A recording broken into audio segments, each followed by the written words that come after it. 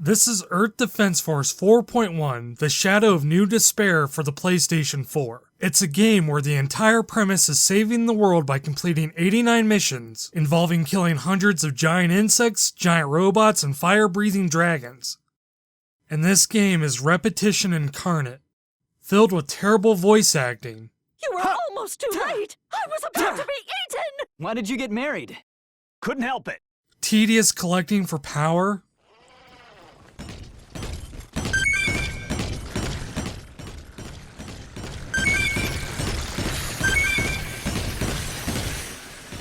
and enough arbitrary padding to put an MMO to shame.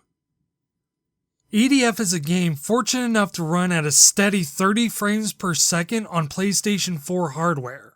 This title from Sandlot Games has such an awkward design, it feels right at home among early PlayStation 2 titles, despite being released in 2015. Air raid in 3 seconds. 3, 2, 1. Understood!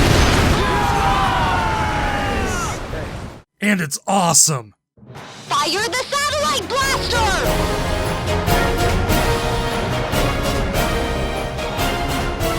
To save our Mother Earth from any alien attack, from vicious giant insects who have once again come back, We'll unleash all our forces, we won't cut them any slack. the EDF deploys!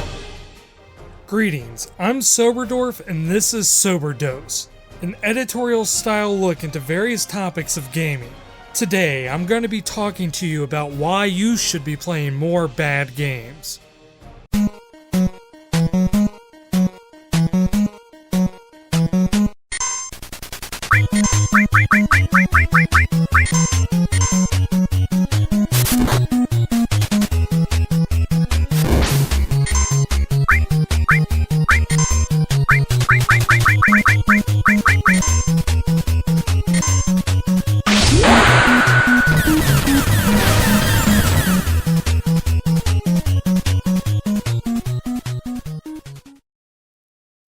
The internet has completely changed how we as consumers view and purchase video games. We have trailers, reviews, let's plays, wikis, Reddit, professional sites, and indie blogs. If you want, you can view the entire game, know every glitch and bug, and the support the game will have in futures of terms of DLC and modding, all before you pick up the controller. And with the abundance of reviewers that have come with new media, you are now more informed than ever whether or not a game will suit your particular taste. But it wasn't that long ago when buying a game was a completely different experience. There was always a certain risk when it came to buying a game. I mean, let's face it, that Nintendo sealed quality wasn't a good indicator of a worthwhile experience. And box art wasn't entirely accurate of the game either. It was a matter of doing a lot of the research yourself. If you were lucky, you had a friend, or at least a local video store, where you were able to try the game before you bought it. If not, then maybe your copy of EGM or Nintendo Power had a review or a preview you can look at to get a basic idea of what you could expect. But if you were looking at a particularly obscure title, then taking the plunge yourself might be the only way you could find out whether the game was good or not. You can still replicate the spirit of this idea by going into any local game store and picking 3 or 4 random games that you've never heard of. It's even more authentic if the games you're looking at come at a full retail price. Then, just by looking at what the box tells you, try to figure out if the game inside is any good or not. This is what it was like for many gamers before information was readily available, and as you can probably tell, it's very easy to end up being disappointed. But there's also a small chance that you struck gold. Imagine taking the game home and being absolutely blown away by it. You wonder why this game isn't being talked about more. Why haven't you heard about this game until now? You look for reviews and find out the game was universally panned. Your friends tell you that they rented it once and it really sucked. And while you can understand their points, the core experience is so good it doesn't matter. You just still love it. Call it what you will, an underrated gem, a guilty pleasure, so bad it's good. Regardless, it's a game that you enjoy that very few other people do.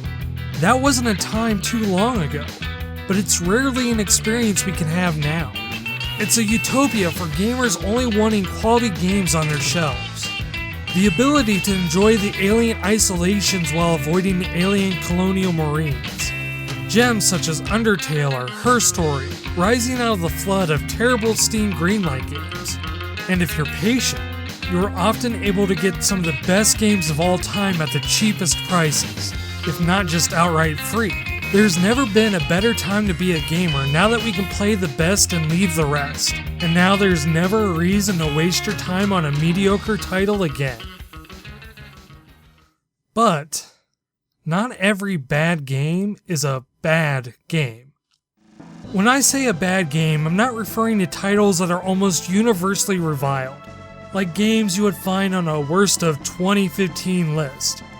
There exist some truly awful and outright terrible games that are only meant to be a simple cash grab. While these games can fall under the so bad it's fun experience, it's not quite what I'm talking about. I'm talking about the mediocre. The games that score 6 out of 10, or gets an 8.0 from one reviewer and a 3 out of 10 from the next. These games are often the most interesting because they're the most divisive.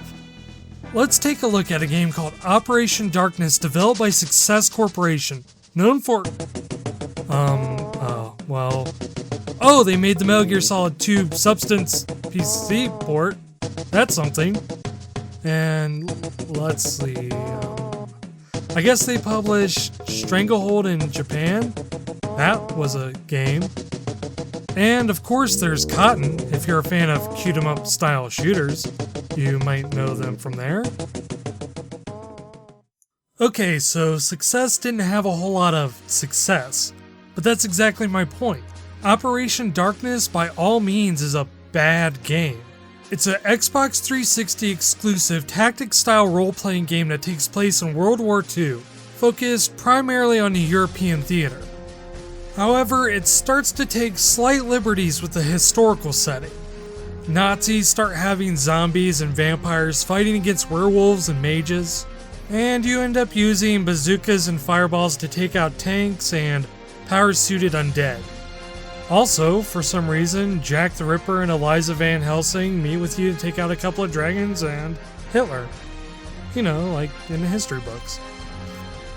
Depending on your mindset, you probably said one of two things to yourself. You either said, what the hell? Why would anyone make such a game? That sounds terrible. Or you said to yourself, what the hell? Why would anyone make such a game? That sounds amazing! Reception for the game leaned towards disdain because by all rights it's not a good game. The story is absolutely crazy, the dialogue is terrible. She was only 17! The game plays like an impressive PlayStation 2 game, and the difficulty isn't so much a curve as it is a cliff.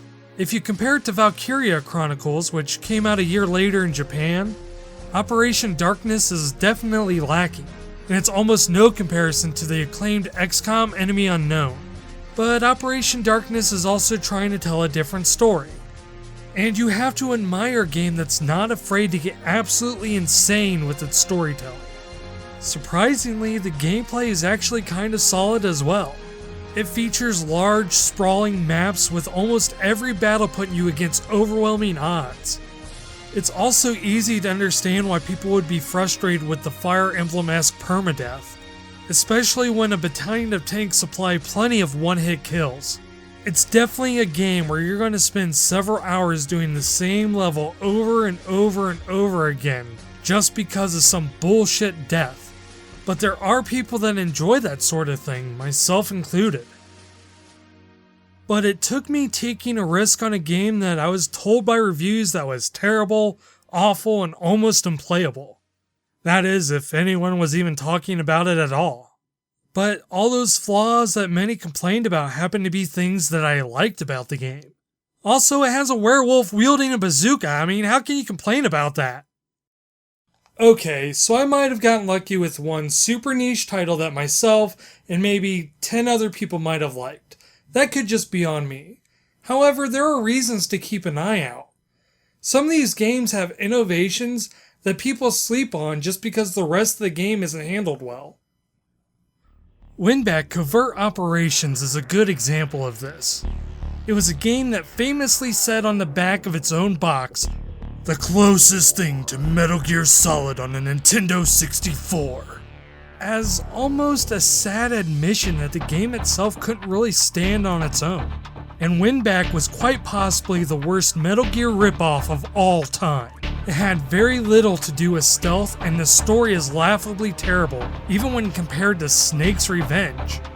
And that game had Big Boss turn into a cyborg. Spoiler alert, by the way.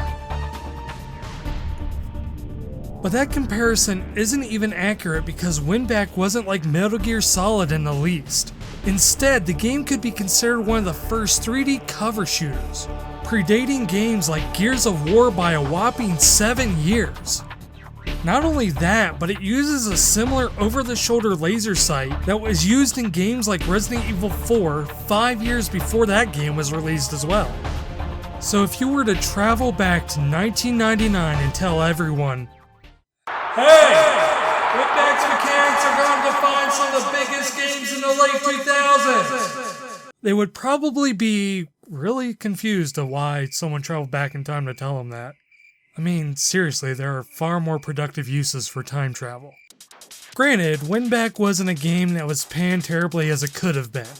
It sold decently and reviews are somewhat favorable, and that's well deserved. And yes, Winback hasn't aged well, but that's mostly due to the fact it was created during a generation still figuring out 3D. There is no doubt that the title was far ahead of its time.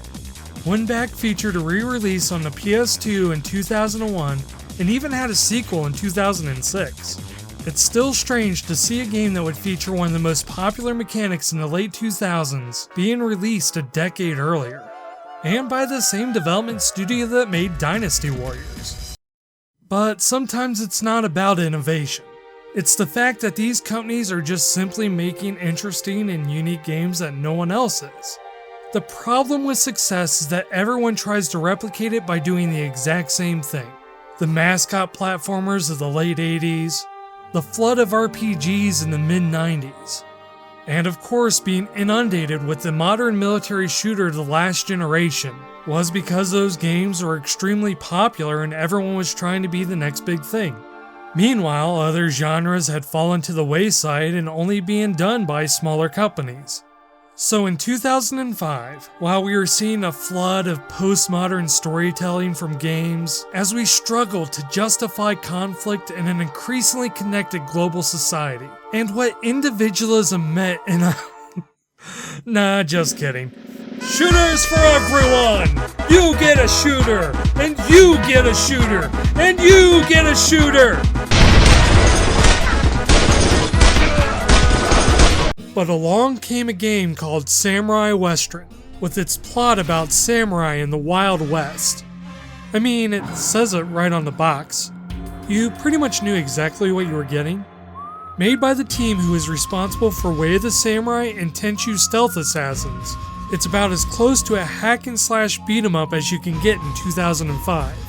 It focused a lot on dodging and skirmishing since the majority of your enemies attack you with ranged weapons, like pistols, shotguns, rifles, and Tommy guns. There really is no strategy, and there's not a whole lot of depth to it. You cut, dodge, and deflect, and you have a super meter which makes you kill everything in one hit until it wears out, occasionally featuring a boss fight at the end with a simple pattern. It has all the failings of a mediocre title. The game reuses levels for arbitrary padding, you do the same thing for the game's 20 plus missions, the story is outright terrible, the game features some terrible platforming and the camera barely does its job, and the first 5 minutes of the game is all you really need to see the crux of the gameplay. But it's a beat 'em up during a time when beat 'em ups weren't really being made. That's obviously not enough reason for everyone. But Samurai Western does have a certain charm that makes it enjoyable. For as low budget as it sounds, it has some of the most amazing voice actors coming together. Jennifer Hale from Mass Effect, Phil Lamar from Metal Gear Solid 2, Quentin Flynn who plays Raiden in Metal Gear Solid, Paul Eading who does freaking everything, and Steve Blum who does freaking everything else. And for no real reason either. They probably give their worst performances. It's alright, John. I think we have Mr. Samurai's answer. That was a waste of time. Take care of him. Not to mention it features a somewhat ridiculous equipment system. The equipment is there to provide a slight stat boost, but for some strange reason it also allows you to move and resize everything. If you want a 5-foot parrot on your head while you carry a miniature coffin strapped to your back, go ahead. It's like they knew that their game wasn't all that great, so they just gave you more options to allow you to make your own fun. Unfortunately, it wasn't enough to help with critics, as it scored on average 6 out of 10. But like so many of these other quote-unquote bad games, it was a game that was only doing one thing during a time where games were trying to do everything. But for me, it's that simplicity that makes it stand out. Because of its design, it's a game that you can kinda enter this zen-like state while playing it. Samurai Western's combat system could arguably be the precursor to the combat system found in the Arkham series of games. Also, there's a weapon called Scissor 61, which is an amazing reference to Metal Gear Solid 2. My dear Mr. Samurai, I need scissors. 61. Acquire must have really been in love with the Metal Gear Solid. Wait a minute. That famously said on the back of its own box, the closest thing to Metal Gear Solid on a Nintendo 60. Oh, they made the Metal Gear Solid 2 Substance PC port. Quentin Flynn, who plays Raiden in Metal Gear Solid. Paul Eady. It's all connected. What does it mean? Maybe it's trying to lead me to something. Maybe.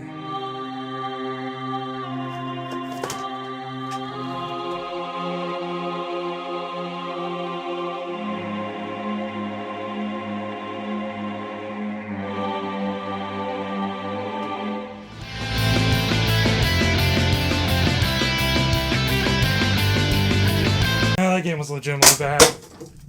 I could keep going all day, but it's probably best if I put a bow on this video at some point. These 4 games I mentioned definitely have their flaws, and there's no doubt that there's 100 more out there that I haven't mentioned. But the bigger question is why? Why are these games overlooked to begin with? Is it just a lack of awareness that these titles even exist? Or is it because over the past 20 years we've become too hypercritical of what a game needs in order to be considered a good game versus a bad game? Or is it just personal taste? Are these games just legitimately terrible and I, for some reason, find myself enjoying them? The answer to the question is, there is no answer. At least no singular answer, and probably not even a solution even if there was. But it's important for these games to exist, because despite their flaws, they're still contributing something to the conversation of game design. And it's especially important now because as the cost of game development becomes higher and higher, companies become more hesitant to take risks. If we don't, we just silence the opportunity for the next Earth Defense Force to enter our lives. Remember, even games like Earthbound weren't well received until it was rediscovered years later. Now, I'm not saying quit buying big releases and spend every dollar buying budget titles just to hope you find one that's decent. Because of the information we have available to us, there's now more opportunity than ever to find treasure. What I am saying that it's important to keep an open mind, temper our own expectations, and not be so demanding of constant perfection for a medium that's primarily about just having fun. And most importantly, once you find that treasure, remember to share it, so that they hopefully gain the same experience that you had with it. And with that experience, build character. This is SoberDwarf, thanks for watching. Whew. All finished. I'm actually proud of that one. Hey Sober, what's up? What? You're alive? But how? I thought you were dead. The only thing people are starting to think is dead is your channel. So, wait, what are you doing here anyway? I don't even think I made up on this entire video. I'm just waiting for your viewers to realize all this episode is you showing off all the terrible games you like under the guise of an editorial.